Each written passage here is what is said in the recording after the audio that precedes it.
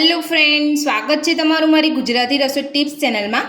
તો આજે આપણે બનાવીશું કાઠિયાવાડી ઢાબા સ્ટાઇલ વઘારેલો રોટલો। તો ચાલો આપણે શરૂ કરીએ। વઘારેલો રોટલો બનાવવા માટે અમે અહીંયા એક રોટલો બનાવીને રાખેલો છે। જો તમારી પાસે વધેલો રોટલો હોય એમાંથી તમે પણ વઘારેલો રોટલો બનાવી શકો છો। અહીંયા મકાઈનો રોટલો લીધેલો છે, તમારે અહીંયા બાજરીનો રોટલો લેવો હોય તો તમે એ પણ લઈ શકો છો। તો સૌથી પહેલાં આપણે અહીંયા રોટલાને તોડી લઈશું।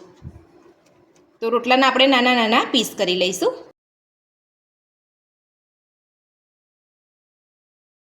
તો મેં અહીંયા પીળી મકાઈનો રોટલો બનાવેલો છે, વ્હાઈટ મકાઈ બી આવે છે અને બાજરીનો રોટલો પણ સરસ થતો હોય છે। તો તમારે જે રીતે તમારે રોટલો બનાવવો હોય વઘારેલો એ રીતે તમે અહીંયા બનાવી શકો છો। તો આ રીતે આપણે અહીંયા નાના નાના પીસ કરી લઈશું। જો તમને વધારે નાનો ભાવતો હોય તો તમે એ રીતે નાના ટુકડા પણ અહીંયા કરી શકો છો। તો આ રીતે અહીંયા ટુકડા કરવાથી રોટલો એકદમ સરસ મસાલા સાથે બધું જ મિક્સ થઈ જતો હોય છે। ઘણા લોકો અહીંયા વઘારેમાં આખો જ રોટલો મૂકી દેતા હોય છે, ત્યારબાદ એને તવેથાથી તોડતા હોય છે, પણ આપણે અહીંયા આ રીતે તોડીને લઈએ છીએ। તો આપણે અહીંયા નાના નાના પીસ કરી લઈએ છીએ। તો એક રોટલાના આપણે અહીંયા નાના નાના ટુકડા કરી લીધા છે। તો હવે આપણે રોટલા માટે વઘાર બનાવીશું। તો રોટલાના વઘાર માટે આપણે અહીંયા 3 ચમચી તેલ લઈશું। સિંગ તેલનો ઉપયોગ કરું છું, તમારી પાસે જે તેલ હોય તમે લઈ શકો છો। તો સિંગ તેલમાં તમે રોટલો વઘારશો તો એકદમ ટેસ્ટી લાગશે। તો તેલને આપણે ગરમ થવા દઈશું। તો તેલ આપણું અહીંયા ગરમ થઈ ગયું છે। તો હવે આપણે એમાં અડધી ચમચી રાઈ નાખીશું। તમે જોઈ શકો છો આપણી રાઈ અહીંયા સરસ ફૂટવા લાગી છે, એટલે આ રીતે જ આપણું તેલ સરસ ગરમ થાય ત્યારબાદ જ આપણે એમાં રાઈ નાખવાની છે। અડધી ચમચી આપણે જીરું નાખીશું। ત્યારબાદ આપણે અહીંયા 6 થી 7 મીઠા લીમડાના પાન નાખીશું। એક લીલું મરચું મેં ઝીણું સમારીને લીધું છે અને આદુ લસણ મરચાંની આપણે અહીંયા પેસ્ટ લીધી છે, એ આપણે લઈ લઈશું।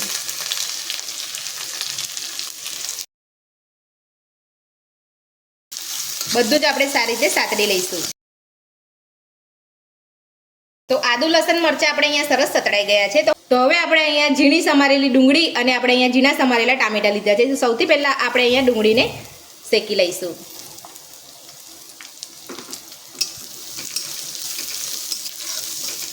તો આપણે અહીંયા થોડી ડુંગળી શેકાય ત્યારબાદ જ આપણે એમાં ટામેટા ઉમેરવાના છે, એટલે આપણે અહીંયા થોડી ડુંગળીને અહીંયા શેકાવા દેવાની છે।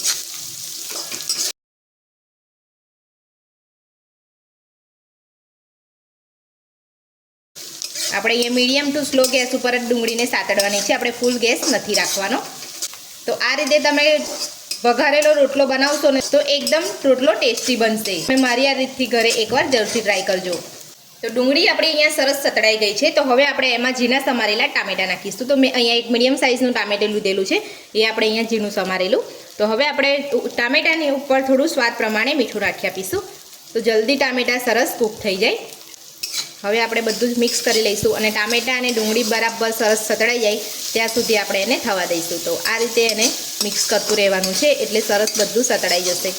તો જ્યારે પણ આપણે કાઠિયાવાડી રોટલો ખાઈશું ત્યારે એનો સ્વાદ કાચો કાચો નહીં લાગે, એટલે આપણે અહીંયા સરસ એને સતળાવા દેવાનું છે। ત્યારબાદ જ આપણે એમાં મસાલા કરવાના છે।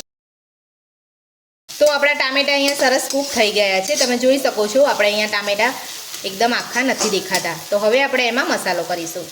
તો હવે આપણે અડધી ચમચી ગરમ મસાલો નાખીશું, અડધી ચમચી હળદર પાવડર, અડધી ચમચી આપણે અહીંયા તીખું મરચું નાખીશું, અડધી ચમચી ધાણા જીરું પાવડર। બધા જ આપણે મસાલાને સરસ શેકી લઈશું।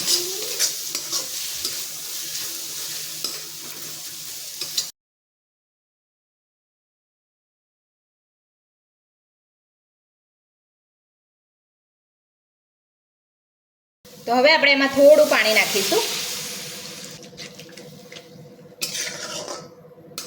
અને બધો જ મસાલો આપણે અહીંયા સરસ ગરમ થવા દઈશું। તો આપણે અહીંયા બધો જ મસાલો સરસ અહીંયા ગરમ થઈ ગયો છે। તો હવે આપણે એમાં રોટલાના પીસ જે કર્યા છે એ નાખી દઈશું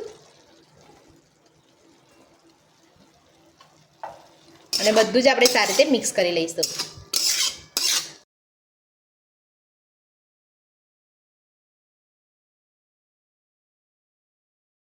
તો બધો જ રોટલો આપણે મસાલા સાથે સરસ મિક્સ કરી લેવાનો છે પહેલાં।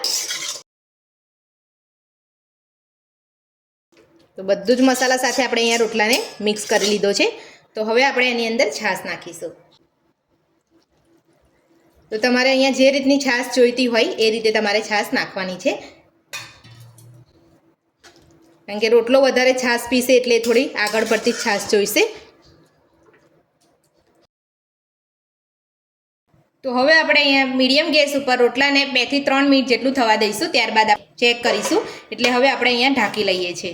તો 3 મિનિટ થઈ ગઈ છે, તો હવે આપણે રોટલો ચેક કરી લઈશું ઢાંકણ ખોલીને.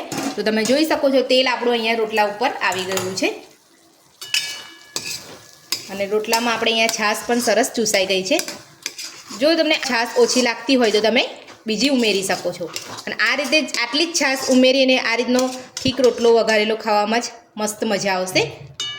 તો મેં અહીંયા તેલનું પ્રમાણ અહીંયા ઓછું રાખ્યું છે. જો તમારે અહીંયા વધારે ફાવતું હોય તો તમે અહીંયા વધારે પણ લઈ શકો છો. તો આપણો વઘારેલો રોટલો બનીને તૈયાર છે. તો હવે આપણે ઉપરથી લીલા ધાણા નાખીને બધું જ મિક્સ કરી લઈશું.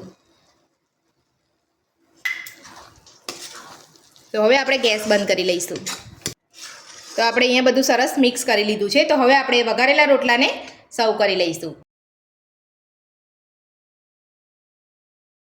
કાઠિયાવાડી ઢાબા સ્ટાઇલ વઘારેલો રોટલો બનીને આપણો તૈયાર છે.